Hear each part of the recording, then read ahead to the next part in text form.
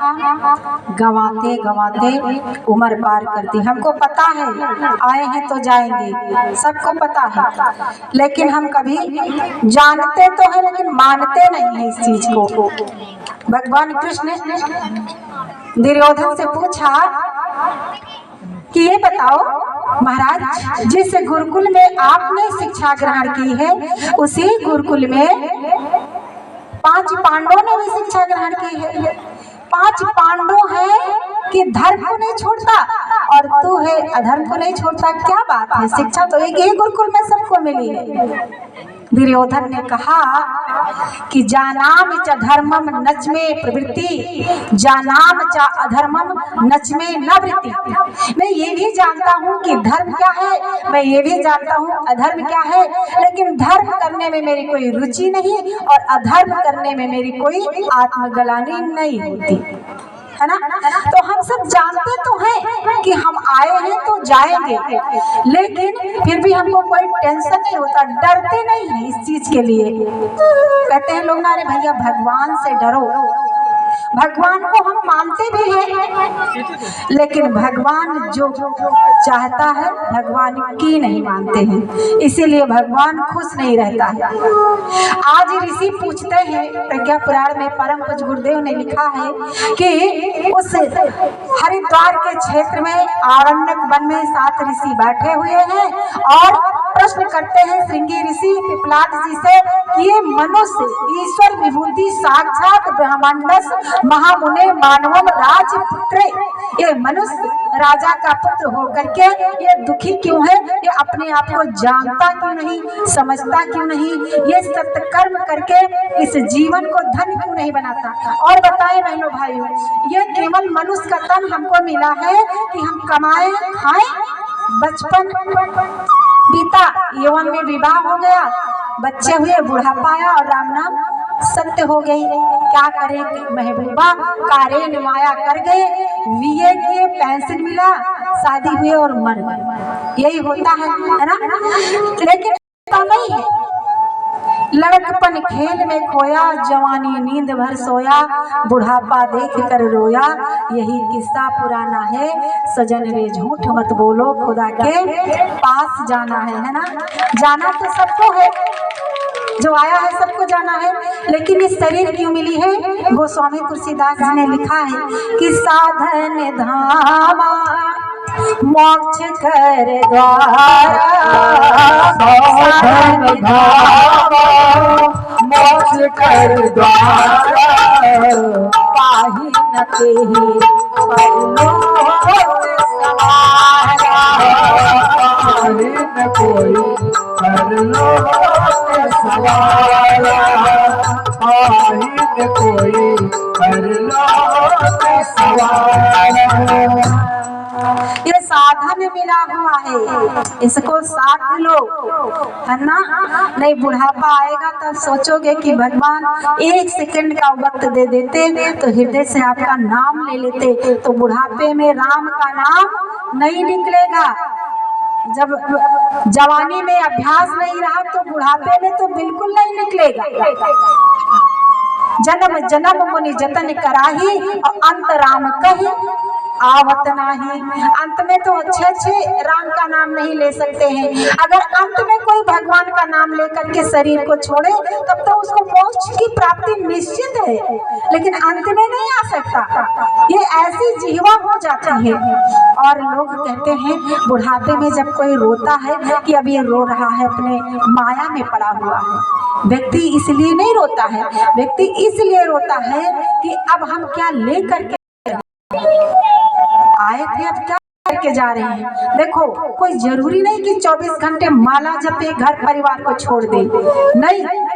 आपको 24 घंटे का जो समय मिला है, 23 घंटे आप परिवार के लिए, समाज के लिए और सबके लिए लगाइए, लेकिन 1 घंटे के लिए समय निकाले और भगवान के पास बैठे, और बैठे तो बिल्कुल खाली होकर के बैठे, शांत चित्त होकर के, और अपनी बैटरी को चार्ज करें, अपनी थॉट को चार्ज करें। और जैसे आप रोज अपने मोबाइल को चार्ज करते हो तो पूरा 24 घंटे वो काम करती है। वैसे 24 घंटे में हमको अपनी बैटरी एक बार चार्ज करनी चाहिए। और जो खाली होकर के भगवान के पास बैठता है वो अपने आप को सोचे, जाने मैं कौन हूँ, क्यों आया हूँ, तो समझ में आ जाए। ऋषि कहते हैं श्रृंगी ऋषि, ये मनुष्य बहुत बड़ी चीज है, ये इतना बड़ा चीज है कि इसको पाने के लिए देवता भी तरसते हैं और भूत भी तरसते हैं। ये कर्म योनि है, ये कर्म कर सकता है, बाकी कोई जीव जंतु कोई कर्म नहीं कर सकता है, कोई पूजा पाठ नहीं कर सकता है बहनों भाइयों। केवल एक मनुष्य ऐसा है जो सत्कर्म कर सकता है ना। तो ऋषि कहते हैं कि हे श्रृंगी ऋषि, कि सारी विभूतियां पाकर भी, ये मनुष्य सभी विभूतियां हैं इसके पास, लेकिन ये रोता क्यों है। बड़ी सुंदर लाइन लिखी गई है, सारी विभूतियां पाकर भी क्यों हर पल रोता रहता है, क्यों हर पल रोता रहता है, क्यों हर पल रोता रहता है। का सहयोगी होकर भी, प्रभु का सहयोगी होकर भी गौरव से वंचित रहता है। प्रभु का सहयोगी होकर भी गौरव से वंचित रहता है। प्रभु का सहयोगी होकर भी गौरव से वंचित रहता है। सतयुग में सभी समुन्नत थे, सतयुग में सभी समुन्नत थे, सब सुखमय जीवन जीते थे, सब सुखमय जीवन जीते थे, सब सुखमय जीवन जीते थे। था स्वर्ग धरा पर ही उतरा, था स्वर्ग धरा पर ही उतरा, सब प्रेम सुधार पीते, स्वर्ग धरा पर ही उतरा, सब प्रेम सुधार पीते, स्वर्ग धरा पर ही उतरा, सब प्रेम सुधार पीते थे। पर आज हुआ यह क्या मानो, पर आज हुआ यह क्या मानो, दानव सा जीवन जीता है, दानव सा जीवन जीता है, दानव सा जीवन जीता है। यह अमृत पुत्र होकर के भी, यह अमृत पुत्र होकर के भी क्यों गरल हलाहल पीता है। अमृत पात्र होकर भी क्यों गरल हलाहल पीता है। अमृत पात्र होकर भी क्यों गरल हलाहल पीता है।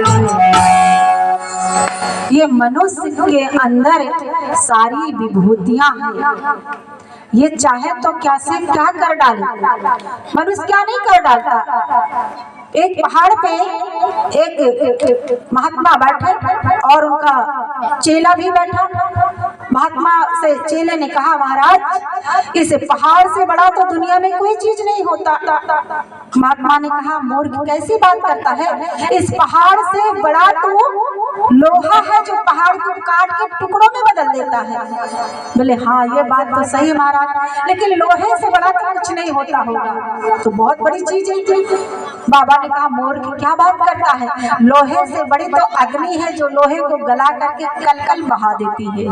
हाँ महाराज ये बात तो सही है, ये अग्नि तो बहुत बड़ी चीज है, फिर अग्नि से बड़ा तो कोई नहीं होता, कुछ भी नहीं होता होगा। बाबा कहते नहीं नहीं बेटा, अग्नि से बड़ी तो ये पानी है, खौलता पानी भी अग्नि पे डाल दो तो अग्नि शांत हो जाती है। तो बात तो सही बाबा, पर अब पानी से बड़ा तो कुछ भी नहीं है। कहा बेटा तू कैसी बात करता है, ये पानी से बड़ा तो हवा है, जिधर हवा चलती है उधर पानी का रुख मुड़ जाता है, और ये हवा चलती है तो बड़े बड़े पेड़ गिर जाते हैं, मकान गिर जाते हैं, हवा बहुत बड़ी चीज है। कहा हाँ महाराज ये भी तो बात सही कहा, लेकिन अब हवा से बड़ा तो कुछ भी नहीं है।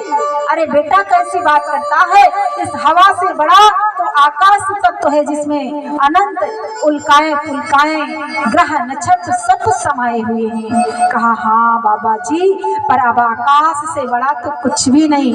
बोले बेटा तो चुप रहे, इस आकाश से बड़ा ये मनुष्य है जिसने आकाश पे चांद पे भी घर बना लिया। ये क्या से क्या कर डाले, ये मनुष्य तो बहुत बड़ी चीज है बेटा, इस मनुष्य से बड़ा दुनिया में कोई चीज नहीं है। लेकिन ये अपने को यूं ही व्यर्थ गंवाता चला गया। इसके अंदर सारी विभूतियां छुपी हुई है, जथा पिंडे तथा ब्रह्मांडे। जो इस ब्रह्मांड में है बहन भाइयों, वो हमारे आपके पिंड में है। अयोध्या हमारी शरीर है, दशरथ हमारे 10 इंद्रियां हैं, आत्मा हमारे भगवान राम हैं। बस इनको खोजने की जरूरत है। 7 समुद्र मेरे आपके अंदर विराजमान हैं, सारे देव शक्तियां मनुष्य के शरीर के अंदर विराजमान हैं। बस जरूरत है इसको ढूंढने की, तो ढूंढे कैसे? ऋषि पूछते हैं तो इसको पता कैसे चले?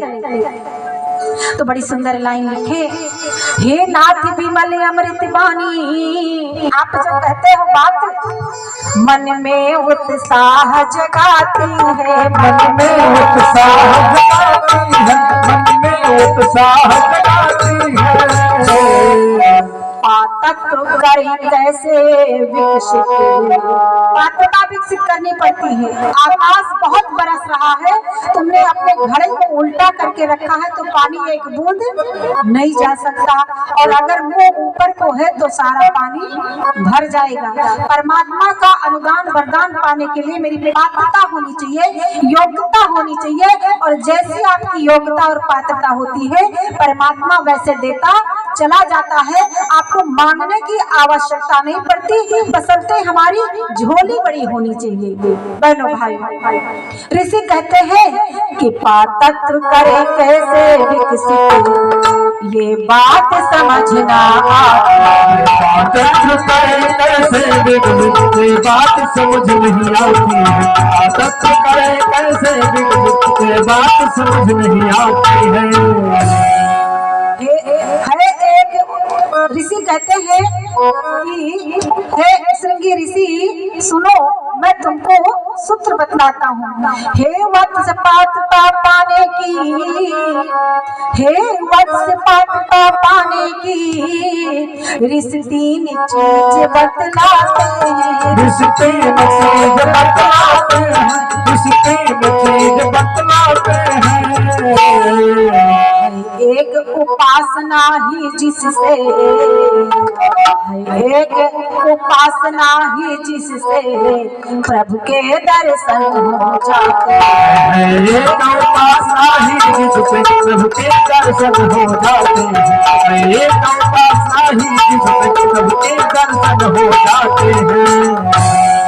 लेकिन पहला चीज ऋषि बताते हैं उपासना, अपने को जानने की, अपने को खोजने का एक सूत्र दिया है उपासना, दूसरा सूत्र दिया है साधना, और तीसरा दिया है आराधना। ये 3 सूत्र ऋषि बतलाते हैं कि ये व्यक्ति जो अपने जीवन में उतार ले तो अपने आप को जान जाएगा, अपने आप को पहचान जाएगा। लेकिन पहला सूत्र उपासना की बताते हैं। उपासना का मतलब क्या है? उपधन आसन, किसी के पास बैठना, वो उपासना कहती है। भगवान के पास बैठना उपासना कहती है। हम सब कितने देर भगवान के पास बैठते हैं? याद करो, जैसे भगवान के पास जाओगे वैसे जरूरी फोन आएगा, है ना? अन्य टाइम में आए या ना आए, लेकिन पूजा करने जैसे जाओगे तुरंत घंटी बजेगी, मन हट जाएगा, देखा फोन आ गया, है ना? तो उपासना व्यक्ति करने जाता है तो 100 व्यवधान आते हैं।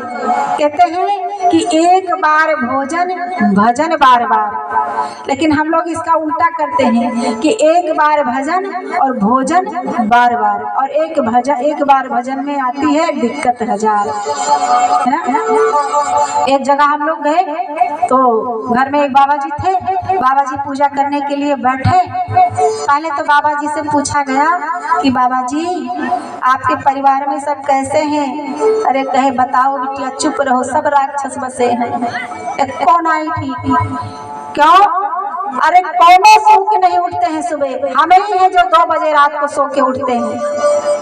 सब नास्तिक बसे हैं, आस्तिक बसे हैं, नास्तिक बसे हैं सब।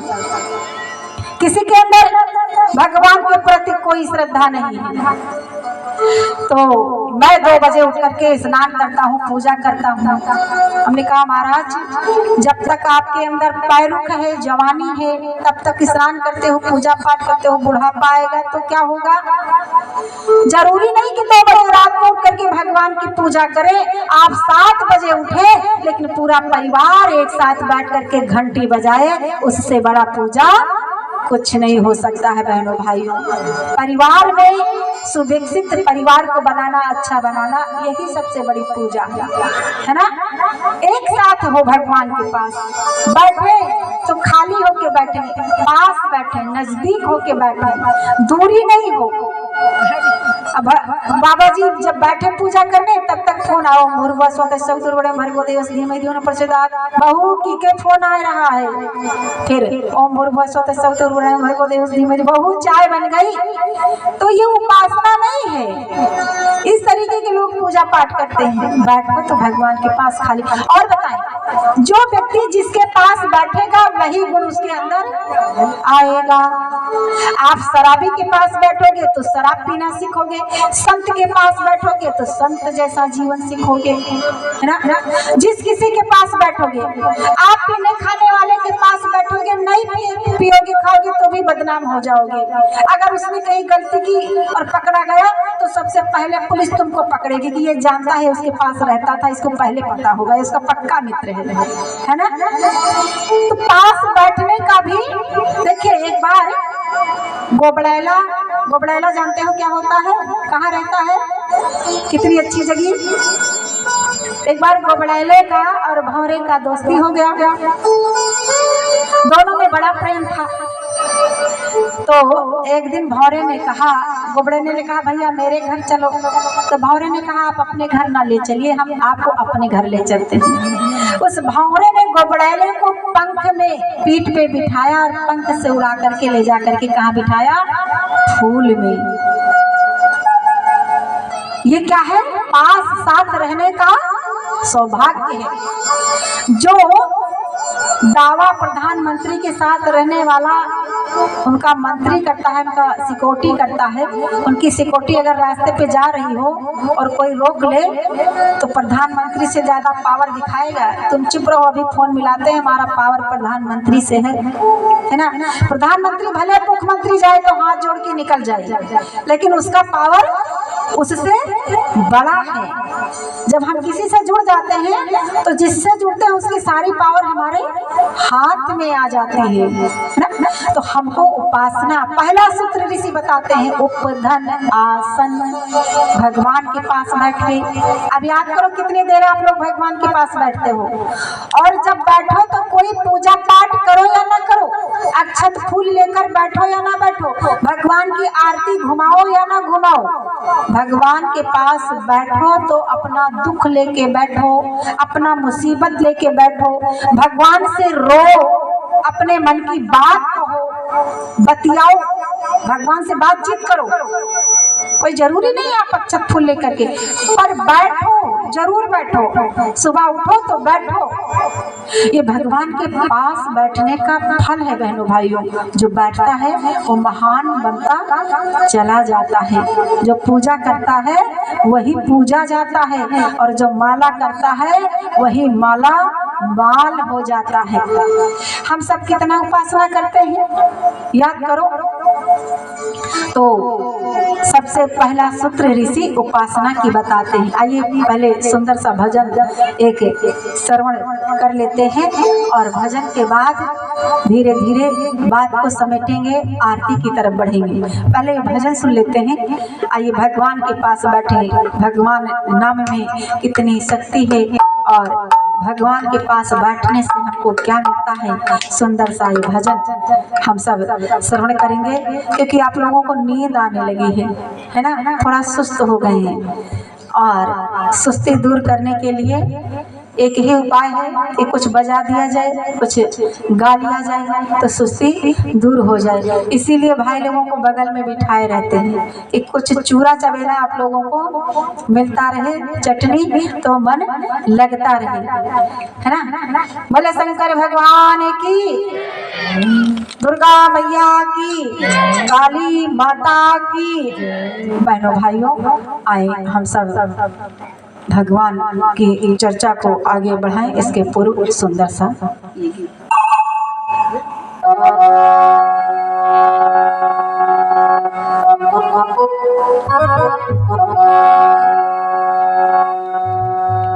भरी उनकी आँखों में